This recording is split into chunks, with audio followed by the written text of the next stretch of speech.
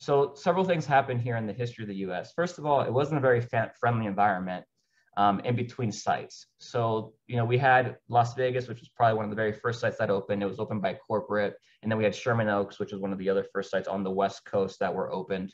We had San Diego open shortly after as well. And then we had like Alhambra in California as well. So those were kind of like the West Coast sites. And if you went a little bit further north, you went up to Portland, where you had the Portland team that had a really good roster. And after that, you start moving to the East Coast, where you have a lot of sites in the Virginia Beach area. Richmond had one, Baltimore, and so forth and so on.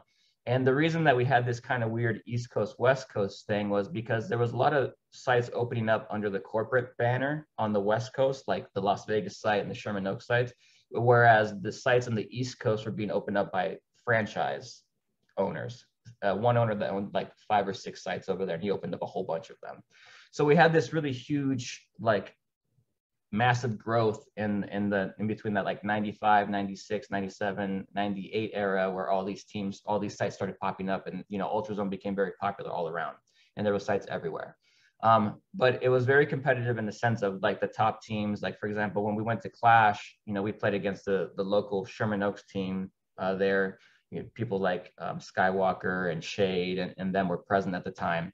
And then obviously there was a clash there, and then there was, not good relationships. And then San Diego came into the picture, and there was clashing between Sherman Oaks and San Diego because they're like 2 hours away from each other, and they would just drive back and forth and, get it on. We were 5-hour drive from them. So all this stuff started happening, and there wasn't a lot of like, we were not friends with the other sites. Nobody was friends with any of the other sites. The same thing in Virginia, like the Virginia sites hated each other. The sites that were right next to each other. And then we hated them because they were the best in the East and we were the best in the West, and we had to settle this.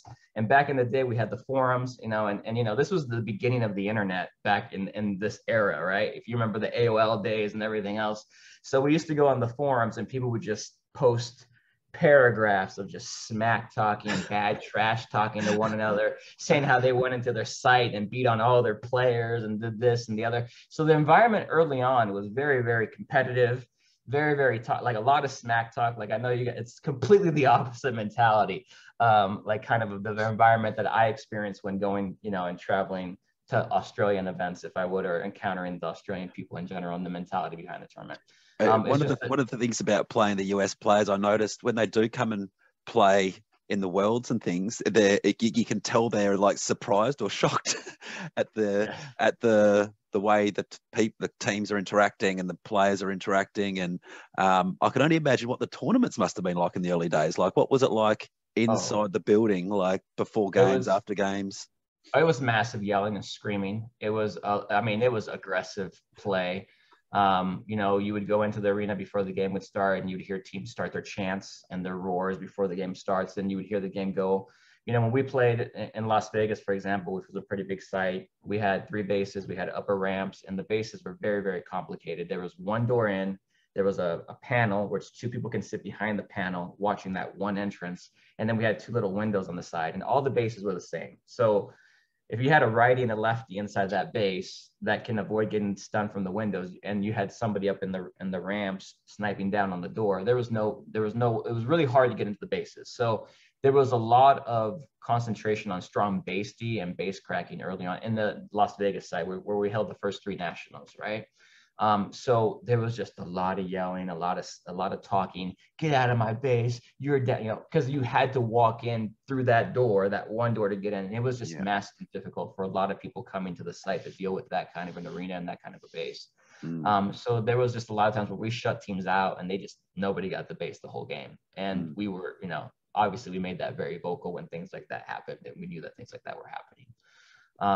We had, a lot of just to be a fly on the wall. I would just give $1 million to be back there and just to witness all that. It'd be. Like I mentioned before, I do have videos. Like I've always captured, even on like the small floppy disks back in the day, like inside footage of what I could, and a lot of it is dark and hard to see, but you can hear it, which is the important parts sometimes, because you hear some of the funniest things. A lot of things here with the US, people are being very toxic, sitting behind the internet. You can say a lot, you know how that goes. More reflection of it now, but we were 14, 15, 16, 20-year-old kids with, internet for the very first time. So you can only imagine how much worse it was back then, in the sense of people, talking freely and being aggressive when, and you meet them in person, then they're very like passive and don't want to cause that drama. And don't get me wrong, there's others that, yeah, when you meet them, they're that exact same person and they'll get in your face and they'll be like, let's go to the parking lot. And you're like, it's one of those situations. Okay. Like they take it that serious. So for me, smack talking and it was a long part of my game. And it's something that I learned really early on in my home site of Las Vegas. I had the luxury of coming in as a young kid, joining and making the team with a group of older people. I was always the youngest on the team. Through the majority of my laser tag career, I've always been the baby of the team up until obviously when I returned back in my 30s. And then at that point, I was no longer the baby of the team. But up until that point, I was always the youngest. So being the youngest player to join the national team, that following year we had Nats. And the way that Nats worked was really cool. We had something called the golden ticket system. So every single site in the US would receive in the mail a little golden ticket that said, hey, you're invited to Nationals tournament in Las Vegas. Will your site please be, represent and send a team?